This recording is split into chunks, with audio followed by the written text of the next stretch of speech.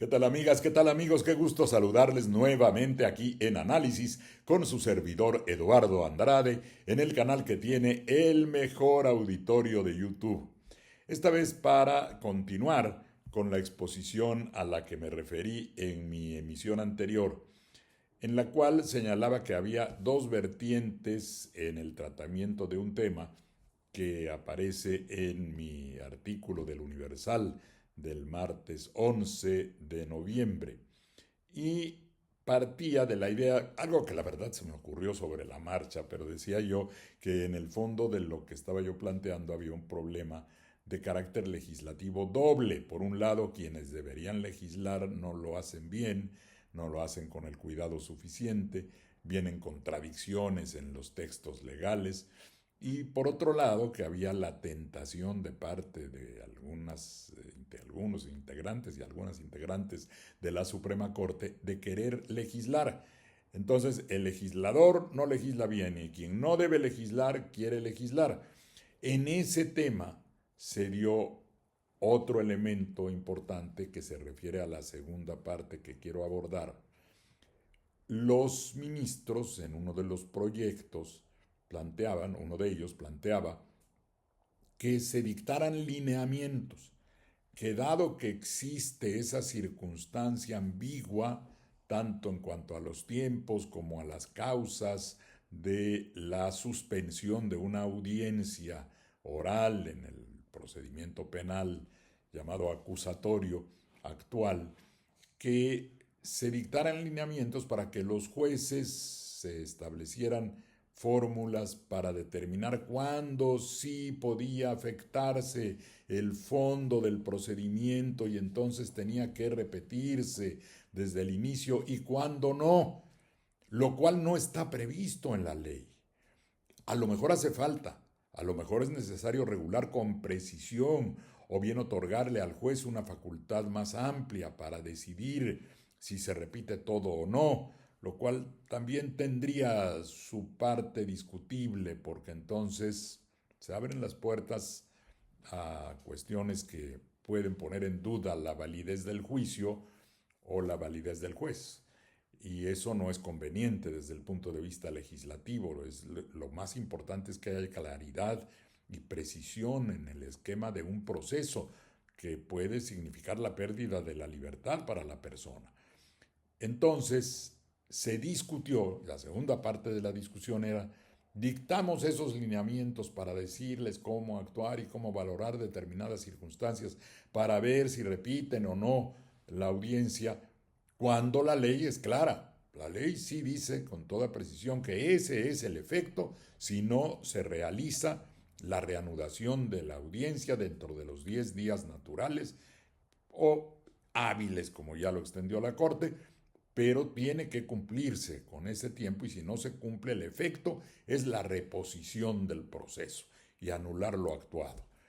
Si eso se quiere modificar, además de que ya se modificó lo del plazo, se quiere modificar la manera de proceder, si se cumple o no con ese efecto que tiene el exceso de tiempo de la suspensión de la audiencia, pues ya entonces los ministros estarían sustituyendo el trabajo del legislador. Si el legislador hace las cosas mal, es peor todavía que los juzgadores quieran hacer lo que no hizo el legislador, cambiando los términos de lo que dice el código. Afortunadamente se votó si se dictaban esos lineamientos o no y afortunadamente desde mi punto de vista ganó la posición contraria a emitirlos. Quedaron muy cerca, 5-4. A mí me preocupa un poco que la idea de esta nueva corte era que se abandonara esa actitud, esa conducta, esa tendencia a legislar desde la Suprema Corte, cosa que estaba ocurriendo ya con mucha frecuencia en la parte final de la actuación de la anterior conformación de nuestro máximo tribunal. De modo que el hecho de que hayan quedado 5-4, de que 5 sí dijeron no debe haber unos lineamientos, pero que 4 sí quisieran que los hubiera. Y entiendo que es de buena fe, que quieren, en el fondo lo que quieren es agilizar las posibilidades de desarrollo de las audiencias para no tenerlas que reponer o repetir desde el principio. Pero eso no le toca a los juzgadores. En todo caso, concretamente en el asunto que están tratando, tienen que resolver, y si no se cumplieron los términos legales, hay que hacer lo que dice la ley, lo que dice el código. Así es que esta nueva corte está dando algunas señales que parecieran repetir una tendencia que no era correcta, y en otros momentos tengo la impresión de que se orienta hacia las finalidades que se buscaron con la reforma judicial. Nada menos veía yo en otra de las audiencias con un tema diferente que se planteaba si los municipios tienen derecho de regular el uso del suelo y cobrar por los derechos que deban cobrarse para obtener una licencia de construcción cuando se va a establecer alguna central eléctrica, algún área, alguna subestación eléctrica, y una parte de los miembros de la Corte decía, es que los municipios tienen en la Constitución el derecho, tienen la facultad de expedir licencias de construcción y por supuesto cobrar por ellas. Pero otra parte decían, no, es que cuando se trata de un tema, de una actividad estratégica, que además ha tenido particular atención a raíz de modificaciones de políticas que se han dictado desde un poder legislativo con una mayoría que respalda los proyectos presidenciales y que está recuperando la rectoría del Estado, por ejemplo, el restablecimiento de las empresas públicas del Estado como CFE y como Pemex. Esas áreas estratégicas no pueden quedar condicionadas a que le dé permiso un ayuntamiento para poner una subestación eléctrica a la CFE o para abrir un pozo a Petróleos Mexicanos. Bueno, si tienen que realizar una actividad de ese tipo, que son actividades, insisto, estratégicas, así se consideran por la Constitución, y que representan intereses fundamentales del Estado mexicano, tiene que prevalecer, y además hay algunas disposiciones también con legislaciones encontradas. Eso hay que buscar. Tienen que proponerse en el Congreso cómo limpiar, por decirlo así, cómo hacer concordar las leyes que tienen una gran cantidad de disposiciones contradictorias. Ya me referí a algunas en el otro caso. Bueno, aquí ¿qué pasa?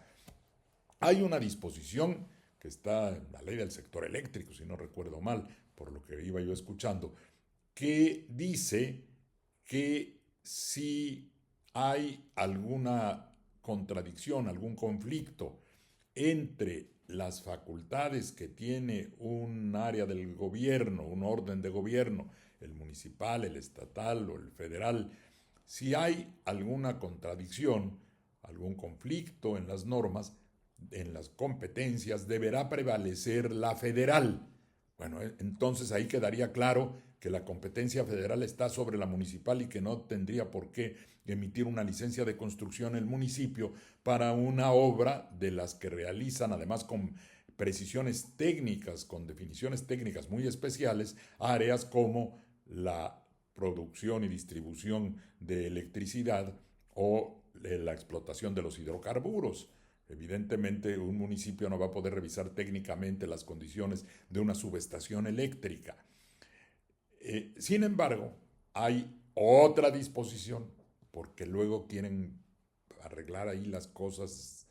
de una manera que les resulte bien a la hora de la discusión legislativa, pero sin rigor jurídico.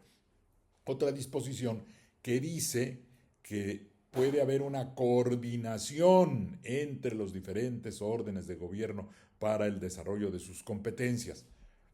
Bueno, pues quizá en algunos casos pudiera pensarse que tiene sentido, pensando en uno de los ejemplos que pusieron, que si hay un parque de diversiones y ahí quiere poner su subestación la CFE, bueno, digamos que es muy poco probable que eso ocurra,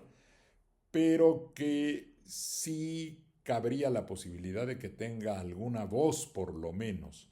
la autoridad municipal para el caso de que de verdad se diera una circunstancia conflictiva entre la ubicación de una subestación eléctrica y alguna otra instalación cercana. Yo reconozco que puede ocurrir, el tema no era tan sencillo, por eso se discutió largamente, pero prevaleció, y ahí creo que sí muestra una mayoría de la Suprema Corte, una orientación hacia los temas fundamentales del Estado mexicano, a la protección de las capacidades del Estado en esas áreas de tipo estratégico que considero no pueden quedar sujetas a diferentes criterios municipales o a conflictos que podría haber, incluso de naturaleza política, donde la causa para una posible negativa de una licencia de construcción a obras en materia de hidrocarburos o de electricidad derivara de situaciones políticas o del propósito de entorpecer una determinada resolución del Poder Federal. El Poder Federal tiene preeminencia en esos casos, así lo resolvió afortunadamente la Suprema Corte con una votación que no fue unánime, pero mayoritaria, y que, pese a que se observa todavía esa división en el interior, creo que es reconocible, es laudable que la Suprema Corte esté orientada